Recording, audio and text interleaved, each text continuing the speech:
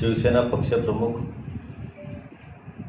उद्धवसाहेब ठाकरे येत्या 27 तारखेला यवतमाळ येथे कॉटन मार्केट येथे त्यांची सभा होणार आहे आणि त्यासोबतच म्हणजे उद्धवसाहेबांसोबत माननीय युवासेना नेते आदित्य ठाकरे साहेब, संजय राऊत साहेब, विनायक खासदार तसेच शिवसेना नेते विनायक राऊत साहेब, शिवसेना नेते अरविंद सावंत साहेब, विरोधी पक्षनेते माजी अंबादाजी दानवे ही सर्व मंडळी येत्या 27 तारखेला 10:30 वाजता त्यांची सभा होणार आहे. तसे हे मुक्कामीच येणार आहेत यवतमाळला.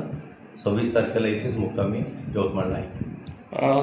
नुकतीच आता या जिल्ह्याचे खासदार गद्दार झाले संजय देशमुख यांनी पक्षद्रोह करून आता शिंदे गटामध्ये ते गेलेले आहेत. त्याच पार्श्वभूमीवर जनतेला आणि सर्व मतदारांना भेटण्यासाठी माननीय पक्षप्रमुख उद्धवसाहेब ठाकरे येत आहेत.